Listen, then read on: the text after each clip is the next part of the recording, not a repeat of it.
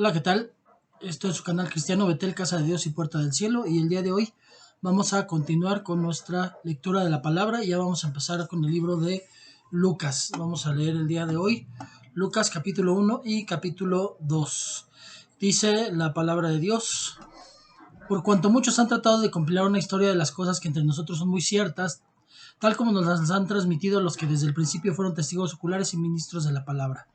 Padre bendito, le damos gracias por el privilegio y la oportunidad de poder compartir este video. Señor bendito, le pedimos una vez más que el Señor Espíritu Santo sea el que nos dé luz y nos revele lo que Él quiere dar en esta palabra. Señor bendito, que sea de edificación, de exhortación y de consolación para nuestras vidas. Padre, le doy toda la gloria y la honra, y todo esto se lo oro en el nombre de su Hijo Jesucristo. Amén y amén. Y bueno, dice aquí, precisamente está hablando, Lucas está iniciando diciendo: muchos han tratado de compilar una historia de las cosas que entre nosotros son muy ciertas.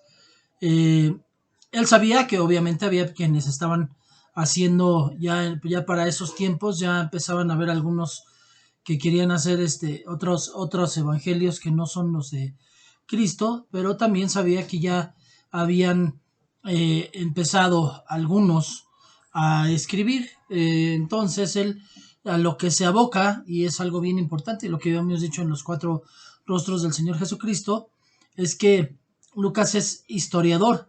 Entonces él se dedicó a buscar y hacer un orden cronológico. Es el único de los 4 evangelios que tiene un orden cronológico. Juan solamente habla de los últimos más o menos 20 días de la vida del Señor Jesucristo. Mateo y Marcos llevan más bien un orden visto desde la prioridad que ellos tenían, de la visión que tenían. Mateo hablando de el rey, de León de Judá. Marcos hablando del siervo sufriente. Pero Lucas, él sí investigó puntualmente todas las cosas y las trata de poner en un orden. Obviamente, por lógica, tuvo que haber hablado con los demás testigos, con todos los testigos, quizás también con los demás escritores, porque estamos hablando de que Marcos fue también testigo ocular, a pesar de que se dice que más bien podría llamarse el Evangelio de Pedro, porque Pedro le platicó mucho de lo que él escribió, pero Marcos también estuvo ahí y vio algunas cosas. Entonces vemos que Lucas tuvo que hacer un trabajo muy arduo, muy exhausto, para poder darnos una historia cronológica.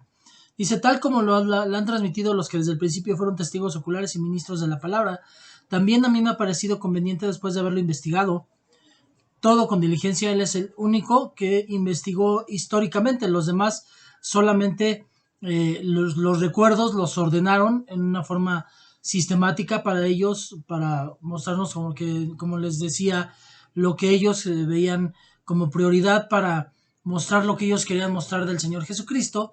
Pero aquí él habla exactamente del hombre, y entonces hace una biografía realmente con toda diligencia y desde el principio. Dice: escribírtelas ordenadamente, excelentísimo Teófilo, para que sepas la verdad precisa acerca de las cosas que te han sido enseñadas. Aquí en este caso, pues aparentemente está hablando directamente a un discípulo, pero el nombre Teófilo, Teos y Filos, es alguien que ama a Dios en griego. Entonces, finalmente puede ser una carta hacia los griegos también, que amaban a Jesucristo y querían saber la historia puntual. Pero bueno, en la parte espiritual, pues obviamente estamos hablando que es para todos los que aman a Dios. Y bueno, versículo 5, el anuncio del nacimiento de Juan el Bautista. Y aquí ya empieza, el primero hizo la introducción, aquí ya empieza ahora sí a hablar de la historia del Señor Jesucristo. Y se hubo en los días de Herodes, rey de Judea, cierto sacerdote llamado Zacarías, del grupo de Abías, que tenía por mujer una de las hijas de Aarón, que se llamaba Elizabeth. Ambos eran justos delante de Dios y se conducían intachablemente en todos los mandamientos y preceptos del Señor. No tenían hijos porque Elizabeth era estéril y ambos eran de edad avanzada. Pero aconteció que mientras Zacarías ejercía su ministerio sacerdotal delante de Dios según el orden indicado en su grupo, conforme a la costumbre del sacerdocio, fue escogido por sorteo para entrar al templo del Señor y quemar incienso. Y toda la multitud del pueblo estaba fuera orando a la hora de la ofrenda del incienso. Y se le apareció un ángel del Señor de pie a la derecha del altar del incienso. Al verlo, Zacarías se turbó y el temor se apoderó de él. Pero el ángel le dijo: no temas, Zacarías, porque tu petición ha sido oída, y tu mujer Elizabeth te dará a luz un hijo y lo llamarás Juan. Y tendrás gozo y alegría, y muchos se regocijarán por su nacimiento, porque él será grande delante del Señor. No beberá vino ni licor, y será lleno del Espíritu Santo aún desde el vientre de su madre. Y él hará volver a muchos de los hijos de Israel al Señor su Dios, e irá delante de él en el espíritu y poder de Elías, para hacer volver los corazones de los padres a los hijos y a los desobedientes a la actitud de los justos, a fin de preparar para el Señor un pueblo bien dispuesto.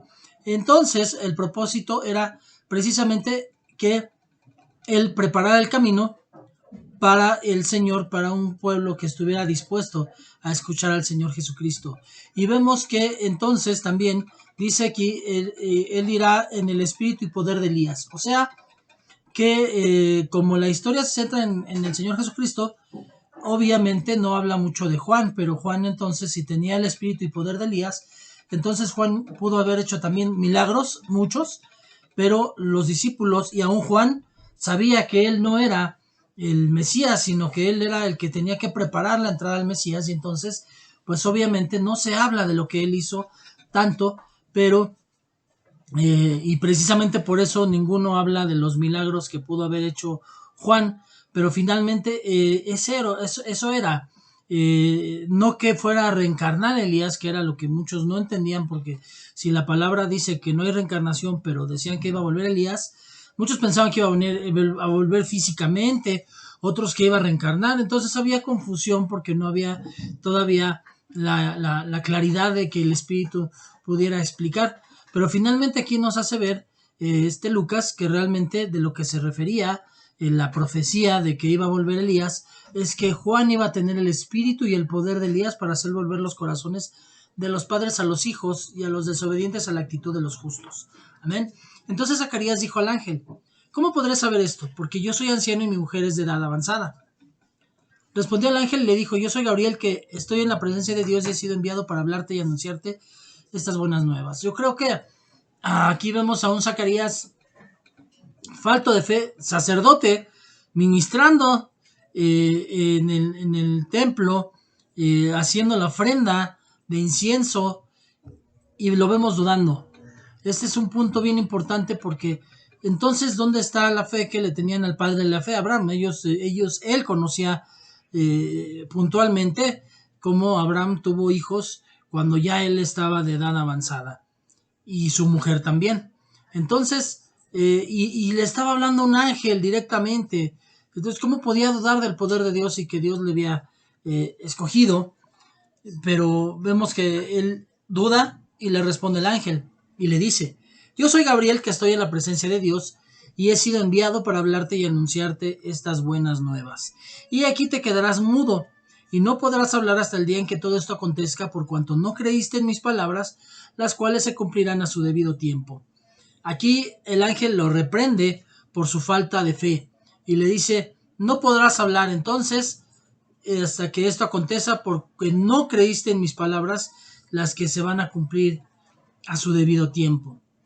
Entonces Zacarías obviamente se quedó mudo, y el pueblo estaba esperando a Zacarías y se extrañaba de su tardanza en el templo. Pero cuando salió no podía hablarles, y se dieron cuenta de que había visto una visión en el templo, y él les hablaba por señas y permanecía mudo. Y cuando se cumplieron los días de su servicio sacerdotal, regresó a su casa. Entonces vemos que en realidad también el judaísmo ya había perdido mucha fe, así como lo vemos hoy, que en realidad escuchaba hace poco a un erudito, rabino, y dice que ellos creen que muchas de las cosas que dice el Antiguo Testamento son solo simbolismos, que en realidad no sucedieron literalmente, y esa es la forma de creencia que se ha enseñado en los judíos, y eso es lo que, entonces, era lógico, si tenía ese pensamiento Zacarías, que le costara trabajo creer, aun cuando veía que Abraham había hecho lo mismo, él había tenido hijos ya anciano. Y después de estos días, dice, Elizabeth su mujer concibió y se recluyó por 5 meses diciendo. O sea, yo creo que también fue la necesidad de que por su edad tenía que cuidar mucho su embarazo, por eso se dice que se recluye 5 meses. Hoy vemos a las mujeres que tienen un embarazo cuando ya son mayores y muchas veces tienen que guardar cama para que salga todo bien durante su embarazo. Y ella se recluye diciendo: así ha obrado el Señor conmigo en los días en que se dignó mirarme para quitar mi afrenta de entre los hombres. ¿Por qué dice afrenta? Porque la cultura hebrea decía que las mujeres que tenían cerrado el vientre, que eran estériles, era por pecado, que un pecado habían cometido, y por eso Dios no les daba hijos. Entonces por eso ella dice: se dignó para quitar mi afrenta entre los hombres. Obviamente no era porque no fuera una mujer de Dios, sino que el asunto era que Dios tenía los tiempos preparados para que también se viera que era de una manera sobrenatural en que había nacido Juan. Anuncio del nacimiento de Jesús. Y al 6º mes, el ángel Gabriel fue enviado por Dios a una ciudad de Galilea llamada Nazaret, a una virgen desposada con un hombre que se llamaba José, de los descendientes de David, y el nombre de la virgen era María. Aquí vemos algo también importante. Dice una virgen desposada. ¿Por qué una virgen y desposada? Si era virgen, ¿cómo podía estar desposada? Bueno, la cultura judía también era de que se hacía el compromiso matrimonial, no existía noviazgo, sino que la mujer y el hombre tenían las obligaciones matrimoniales, excepto el sexo, hasta el día en que se consumaba la boda. La noche de bodas primero tenían exactamente sexo, y cuando salían con la prueba de que la mujer era virgen, entonces empezaba la fiesta. Entonces ella ya era esposa legal de José, pero obviamente todavía no habían llegado al día de el voto matrimonial. Y entrando el ángel le dijo: salve, muy favorecida, el Señor está contigo, bendita eres tú entre las mujeres. Pero ella se turbó mucho por estas palabras y se preguntaba qué clase de saludo sería ese. ¿Cómo le decía un ángel a ella: muy favorecida, el Señor está contigo, bendita tú eres entre las mujeres? Pues ella tenía el honor y el privilegio de ser el vaso que había elegido el Señor para volverse, para entrar a la tierra y ser un hombre, porque Él es 100% Dios, es Dios de la eternidad y hasta la eternidad, pero Él buscó llegar como hombre a la tierra. Y dice: el ángel le dijo: no temas, María, porque has hallado gracia delante de Dios. Aquí vemos que finalmente, precisamente el punto para que sea alguien escogido por Dios, no es por lo increíble que sea o lo estudiado, sino porque haya gracia delante de Dios, que vea a Dios que hay algo que puede sacar de esa persona y que lo pueda hacer mejor, porque todos nacemos obviamente en el pecado, en la herencia de pecado, y entonces pero el Señor se da cuenta de que hay algo ahí, y Él, cuando ve, entonces nos da de su gracia. Y eso fue lo que hizo en ese momento con María, y le dice que había hallado gracia delante de Dios. Dice: y aquí concebirás en tu seno y darás a luz un hijo, y le pondrás por nombre Jesús, que quiere decir el Salvador. Este será grande y será llamado Hijo del Altísimo, y el Señor Dios le dará el trono de su padre David, y reinará sobre la casa de Jacob para siempre, y su reino no tendrá fin. Entonces María le dijo al ángel: ¿cómo será esto, puesto que soy virgen? Respondiendo el ángel le dijo: el Espíritu Santo vendrá sobre ti, y el poder del Altísimo te cubrirá con su sombra. Por eso el santo niño que nacerá será llamado Hijo de Dios. Y aquí, tu parienta Elizabeth en su vejez también ha concebido un hijo, y es el 6º mes para ella, la que llaman estéril, porque ninguna cosa será imposible para Dios. Entonces María dijo: he aquí la sierva del Señor, hágase conmigo conforme a su palabra. Y el ángel se fue de su presencia.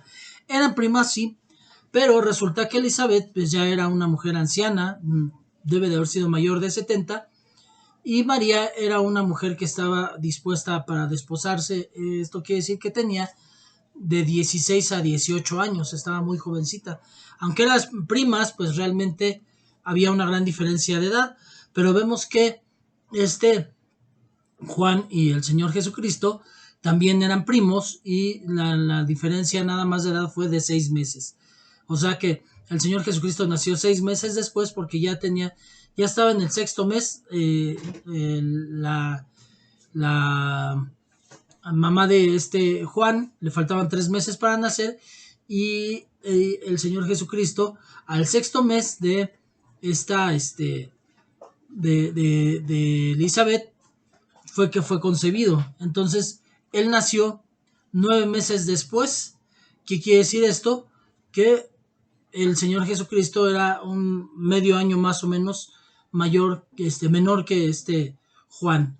Y eran primos, además, Juan el Bautista y el Señor Jesucristo eran primos. María visita a Elizabeth. En esos días María se levantó y fue apresuradamente a la región montañosa, a una ciudad de Judá, y entró en casa de Zacarías y saludó a Elizabeth. Y aconteció que cuando Elizabeth oyó el saludo de María, la criatura saltó en su vientre y Elizabeth fue llena del Espíritu Santo. O sea, Juan desde el vientre se dio cuenta de que ahí estaba el Señor Jesucristo. Esta es otra cosa que también se contrapone a lo que dicen los científicos, que se puede a un bebé de 12 semanas se le puede matar porque todavía no está vivo. Pues hay vida dentro, hay vida y sienten, y Juan sintió, y Elizabeth fue llena del Espíritu Santo, y exclamó a gran voz y dijo: bendita tú eres entre las mujeres y bendito el fruto de tu vientre. ¿Por qué me ha acontecido esto a mí? Que la madre de mi Señor, o sea, Elizabeth, reconocía que lo que tenía María en su vientre era el Hijo de Dios.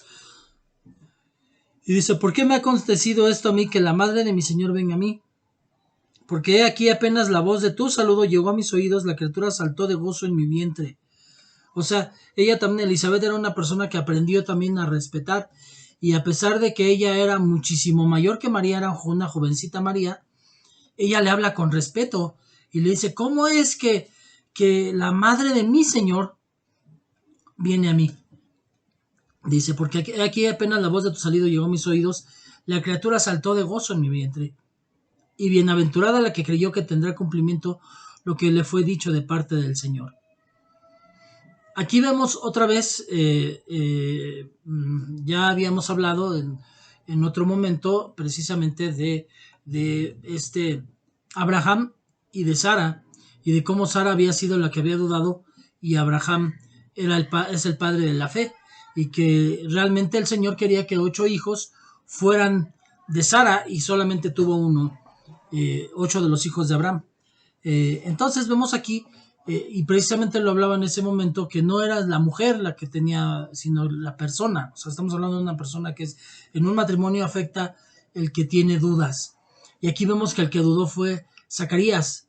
El verdadero, la verdadera fe, la fe poderosa estaba en Elizabeth. Elizabeth creyó naturalmente, y ella fue la que fue más usada, porque aún también reconoció y respetó al Señor Jesucristo. Y bienaventurada la que creyó que tendrá cumplimiento. Ella creyó y se le fue contado por fe también lo que le fue dicho de parte del Señor. Entonces María dijo: mi alma, este es el cántico de María, mi alma engrandece al Señor, y mi espíritu se regocija en Dios mi Salvador. Estas son palabras de María, la madre terrenal del Señor Jesucristo. Mi alma engrandece al Señor, y mi espíritu se regocija en mi Dios, mi Salvador, porque ha mirado la humilde condición de esta sierva. Pues he aquí, desde ahora en adelante todas las generaciones me tendrán por bienaventurada, porque grandes cosas me ha hecho el poderoso, y santo es su nombre. De generación en generación es su misericordia para los que le teman. Ha hecho proezas con su brazo, ha esparcido a los soberbios en el pensamiento de sus corazones, ha quitado a los poderosos de sus tronos y ha exaltado a los humildes.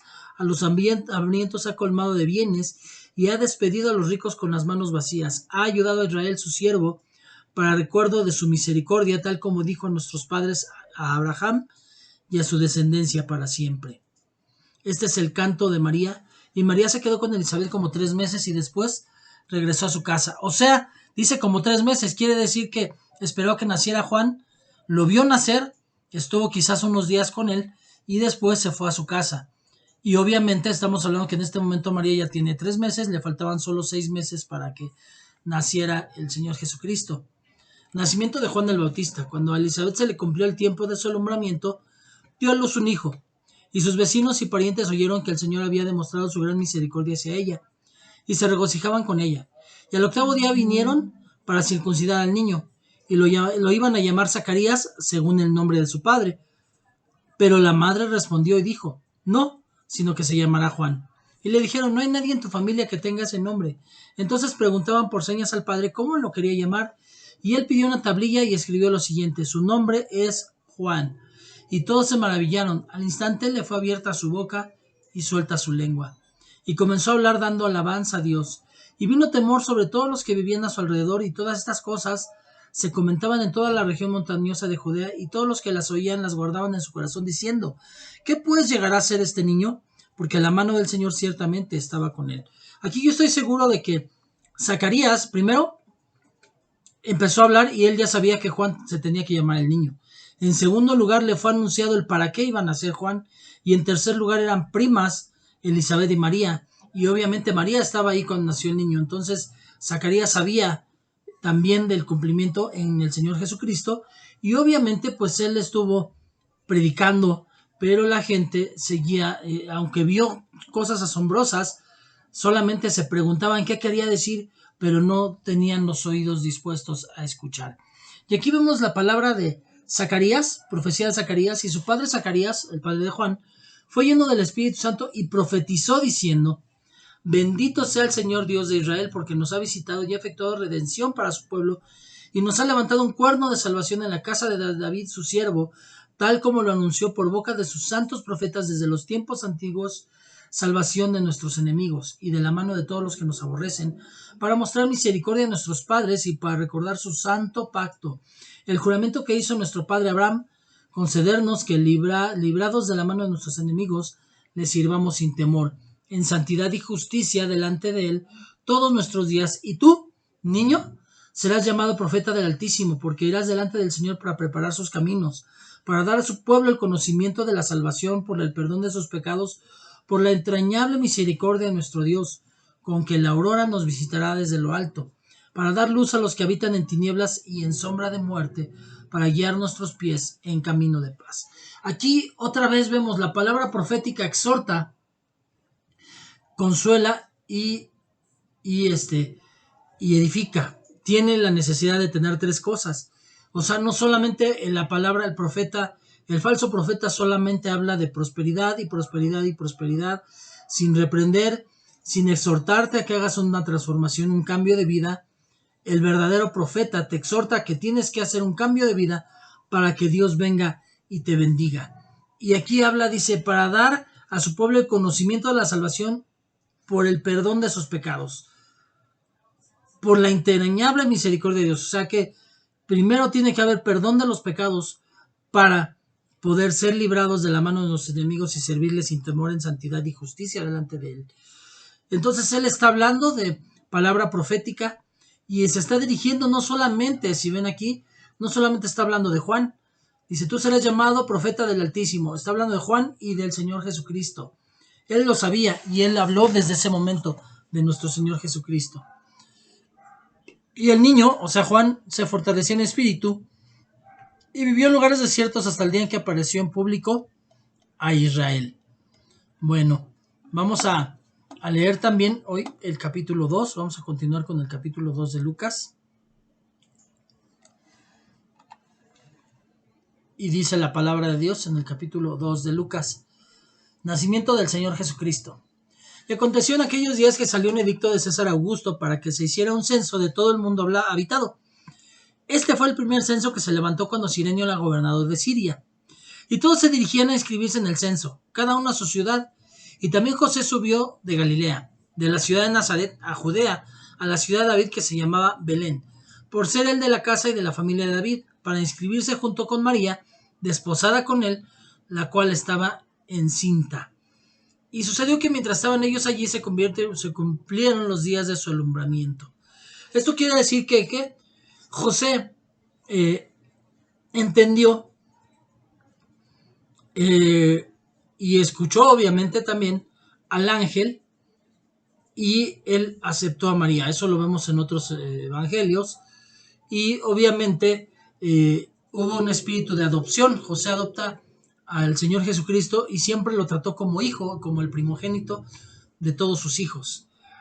Y vemos que entonces ellos consumaron obviamente su matrimonio hasta que María tuvo a Jesús. Fue cuando ya consumaron su matrimonio José y María.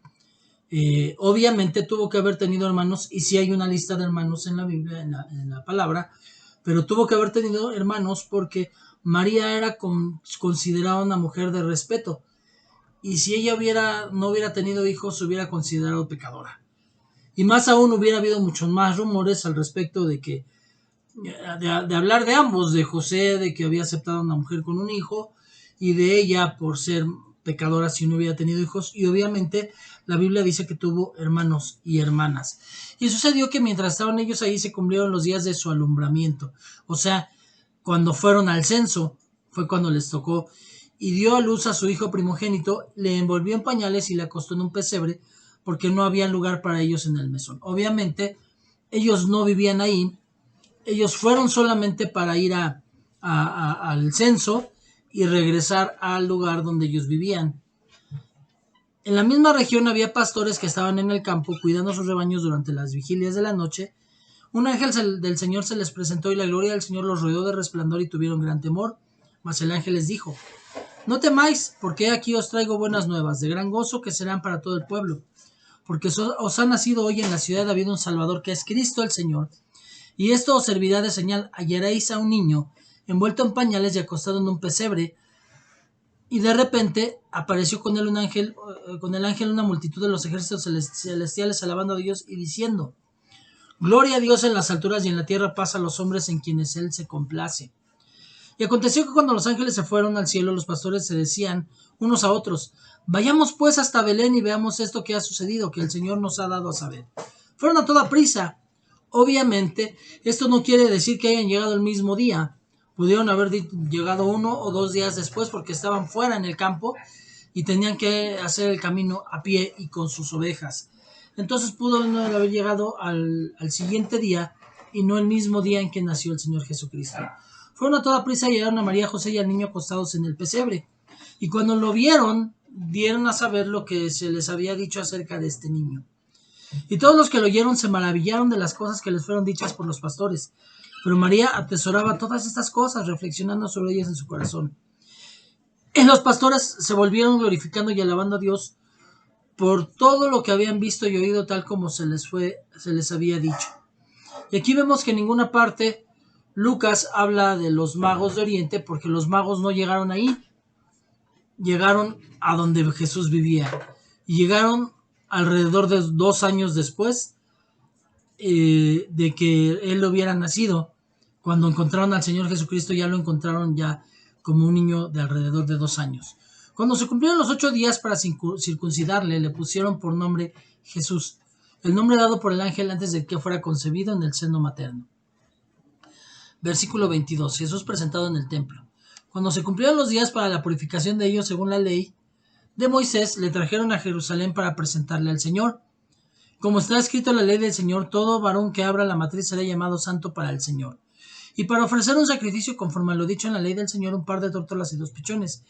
Y había en Jerusalén un hombre que se llamaba Simeón, y este hombre era justo y piadoso, que esperaba la consolación de Israel, y el Espíritu Santo estaba sobre de él. Y por el Espíritu Santo se le había revelado que no vería muerte sin antes ver al Cristo del Señor. Movido por el Espíritu fue al templo. Y cuando los padres del niño Jesús le trajeron para cumplir por él el rito de la ley, él tomó al niño en sus brazos, bendijo a Dios y dijo: ahora, Señor, permite que tu siervo se vaya en paz conforme a tu palabra, porque han visto mis ojos tu salvación, la cual ha preparado en presencia de todos los pueblos, luz de la revelación a los gentiles y gloria de tu pueblo Israel. Obviamente, si él era un hombre respetado y conocido en esa región de Judea, pues obviamente el pueblo estaba expectante de quién sería el Señor Jesucristo. ¿Por qué? Porque ya veían muchas señales que no quisieron hacer caso, señales que quisieron hacer a un lado, pero más porque les ardía más el dejar las cosas del mundo que ofender a Dios. Ese era el punto realmente. No que no creyeran, porque ellos estaban viendo pruebas. Es como hoy el mundo, nosotros les predicamos el Señor Jesucristo, les predicamos de lo que viene, ven que lo que nosotros decimos se está cumpliendo, pero por su maldad en su corazón prefieren no creer o decir que no creen porque no existe el ateo. El ateo realmente no es alguien que no cree en Dios, sino alguien que está por alguna razón enojado con Dios. Pero todos en nuestro corazón tenemos inherente el deseo y la necesidad de tener un Dios, porque eso nos lo puso el mismo Dios en nuestro corazón. Entonces vemos que así como en aquellos tiempos, hoy también puede ver mucha gente señales, pero prefiere hacerlas a un lado. ¿Por qué? Porque no quieren ser exhortados en su forma de vivir y no quieren dejar su mala manera de vivir. Entonces dice, los padres del niño estaban asombrados de las cosas que de él se decían. Simeón los bendijo y dijo a su madre María: He aquí, este niño ha sido puesto para caída y levantamiento de muchos en Israel y para hacer señal de contradicción. Y una espada traspasará aún tu propia alma, a fin de que sean revelados los pensamientos de muchos corazones. Y había una profetisa, Ana, hija de Fanuel, de la tribu de Aser. Ella era de edad muy avanzada y había vivido con su marido 7 años después de su matrimonio, y después de viuda hasta los 84 años. Nunca se alejaba del templo, sirviendo de noche y de día con ayunos y oraciones. Y llegando ella en ese preciso momento, daba gracias a Dios y hablaba de él a todos los que esperaban la redención de Jerusalén. O sea, que estamos hablando de que hubo 2 profetas más, aparte de Zacarías, que profetizaron del Señor Jesucristo, y aún así no quisieron escuchar. Crecimiento del Señor Jesús. Habiendo ellos cumplido con todo conforme a la ley del Señor, se volvieron a Galilea, a su ciudad de Nazaret. Y el niño crecía y se fortalecía, llenándose de sabiduría, y la gracia de Dios estaba en él. El niño Jesús discute con los maestros. Sus padres acostumbraban ir a Jerusalén todos los años a la fiesta de la Pascua. Y cuando cumplió los 12 años, obviamente es cuando tienen su mayoría de edad, su bar mitzvah, los judíos, y hacen un rito. Ellos llevaron al Señor Jesucristo a los 12, suben allá conforme a la costumbre de la fiesta, y al regresar ellos, después de haber pasado todos los días de la fiesta, el niño Jesús se quedó en Jerusalén sin que lo supieran sus padres. Número 12 habla de número de autoridad. Fue cuando empezó a tomar su autoridad el Señor Jesucristo, que él ya tenía, pero que empezó a utilizarla en la tierra. Y suponiendo que iban en la caravana, anduvieron camino de un día y comenzaron a buscarla entre los familiares y conocidos. O sea, que era una peregrinación similar a lo que hoy vemos en la iglesia tradicional. Y al no hallarle, volvieron a Jerusalén buscándole. Y aconteció que después de 3 días le hallaron en el templo, sentado en medio de los maestros, escuchándolos y haciéndoles preguntas. Y todos los que le oían estaban asombrados de su entendimiento y de sus respuestas. Cuando sus padres le vieron, se quedaron maravillados, y su madre le dijo: Hijo, ¿por qué nos has tratado de esta manera? Mira, tu padre y yo te hemos estado buscando, llenos de angustia. Entonces él les dijo: ¿Por qué me buscabais? ¿Acaso no sabíais que me era necesario estar en la casa de mi padre? Pero ellos no entendieron las palabras que él les había dicho. Y descendió con ellos y vino a Jerusalén y continuó sujeto a ellos. O sea, no dice sujeto a María. O sea que él respetaba a su padre terrenal, se sujetaba a su padre terrenal, lo obedecía y caminó en la enseñanza y la educación que le dio su padre terrenal. Y su madre atesoraba todas estas cosas en su corazón. Lo que vio de sabiduría en él, la forma en que hablaba con los sabios y el respeto y la forma en que se sujetaba a José y a María. Y Jesús crecía en sabiduría, en estatura y en gracia para con Dios y para con los hombres. Bueno, pues hasta aquí terminamos capítulo 1 y 2 de Lucas. Vamos a dar gracias a Dios. Padre bendito, le damos gracias por este privilegio, oportunidad, Padre, de poder conocer un poco más, Señor, a fondo la palabra, Señor bendito, de poder tener revelación del Señor Espíritu Santo para nuestras vidas, Señor bendito. Gracias, Padre, y le pido que esto también sea para que abra corazones de aquellos que, así como en los tiempos de los judíos, no querían ver, no querían escuchar, Padre bendito, y que tengan un encuentro con el Señor Jesucristo para que puedan ver, Señor Dios Todopoderoso, porque pueden ver las señales, pero no quieren ver al que las manda. ¿Cómo puede alguien querer estar en el cielo si no quiere estar hoy con el Señor Jesucristo? Le pido, Padre bendito, que este espacio sea para abrir corazones y que haya más personas que lleguen al conocimiento de la palabra.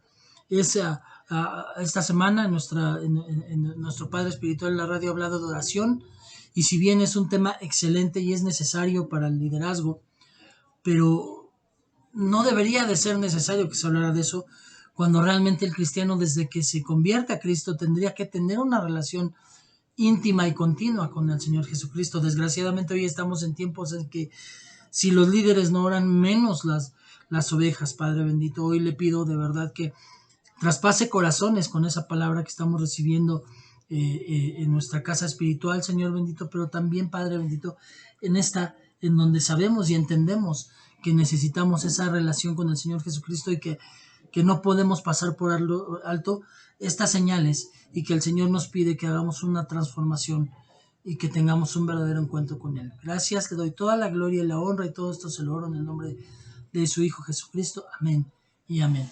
Y bueno, pues muchas gracias. Como siempre les pido que me regalen un like, que puedan compartir esta palabra para que también otros puedan recibirla y tener esta bendición, y que me regalen un comentario en la caja de comentarios. Pues estaremos revisando los comentarios. Le doy gracias a Dios por sus vidas y bueno, pues que Dios los bendiga. Nos vemos a la próxima. Chao.